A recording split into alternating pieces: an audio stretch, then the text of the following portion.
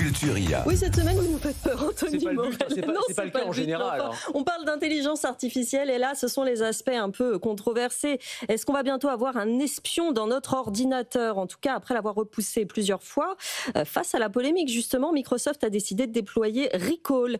C'est une fonction qui va tout enregistrer sur notre ordi en faisant des captures d'écran. C'est ça. Alors, c'est pas pour être anxiogène et rendre tout le monde parano. On essaye de montrer à la fois les aspects positifs et aussi évidemment les aspects négatifs de l'intelligence artificielle. Et là, c'est vrai que cette fonctionnalité, alors, elle avait fait beaucoup parler d'elle, elle avait été repoussée 2 fois, et finalement, Microsoft a décidé quand même de la déployer sur la dernière mise à jour de Windows 11. Pas en Europe pour l'instant, mais dans le reste du monde. C'est déjà le cas. C'est une fonctionnalité qui donne à votre ordinateur ce qu'on pourrait appeler une mémoire photographique. Et sur le papier, l'idée n'est pas bête du tout. En gros, le principe, c'est que vous allez pouvoir retrouver instantanément, grâce à l'intelligence artificielle, n'importe quel élément que vous avez vu sur votre ordinateur ces derniers mois. Donc, je vous donne un exemple.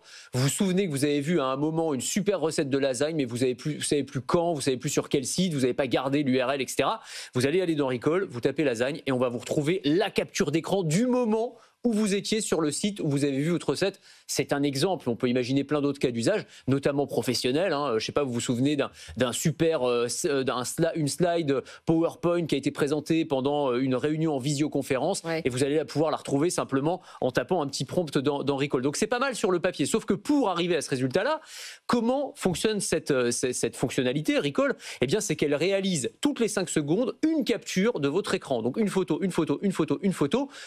Même quand vous êtes en train de taper votre mot de passe, même quand vous êtes sur le site de votre banque, même quand vous êtes en train de consulter des résultats médicaux, donc toutes les informations un petit peu sensibles, tout ça finalement est capturé par cette fonctionnalité. C'est Elon Musk en premier qui avait tiré la sonnette d'alarme en disant « mais attendez, votre truc, on croirait un épisode de Black Mirror », qui est une série qu'on cite souvent, la série un peu cauchemardesque. Dont certains épisodes se sont réalisés. Oui, absolument. Et en fait, il y a des experts en cybersécurité qui ont dit « bah oui, effectivement, ça pose quand même un certain nombre de problèmes. Imaginez, vous faites pirater votre ordinateur, on a accès en gros à absolument tout ce que vous avez fait, c'est quand même un peu problématique. » Fini notre effort de mémoire. Mais au-delà de ça, la fonctionnalité a été très critiquée. Est-ce qu'il y a des garde-fous qui vont être mis en place? Oui, alors ils ont quand même un petit peu revu leur copie, Microsoft, et c'est un peu rassurant de ce point de vue-là. Déjà, le gros ouf de soulagement, c'est que cette fonctionnalité qui, à la base, devait être installée par défaut, donc devait être imposée à tous les utilisateurs de Windows, globalement, eh bien finalement, elle sera optionnelle. Donc on pourra choisir d'y accéder ou pas. C'est déjà pas mal.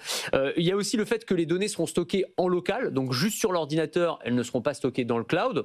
Ça, c'est pas mal. Alors, ça veut dire quand même que sur votre ordinateur sont stockées des données très sensibles, mais elles ne seront accessibles qu'avec une authentification biométrique. Donc, normalement, c'est pas n'importe qui pourra y avoir accès. Donc voilà, ils ont pris quand même un certain nombre de mesures pour rassurer les utilisateurs. On avait quand même besoin de ça. Et je répète que les Européens auront un petit répit, puisque grâce ou à cause de notre réglementation, ça prend toujours un petit peu plus de temps de voir ces fonctionnalités arriver chez nous. Mais ça pose question sur notre vie privée, quoi. Oui, c'est ça. Et je pense que ça va être une vraie question, y compris au sein des entreprises. C'est-à-dire que les directions, les DSI, notamment les directions des systèmes d'information, vont devoir vraiment faire cet arbitrage avec ces nouveaux outils d'intelligence artificielle qui font gagner en productivité. Ça, c'est une réalité, mais qui pose de vraies questions parce qu'ils ont accès à énormément de données sur les utilisateurs.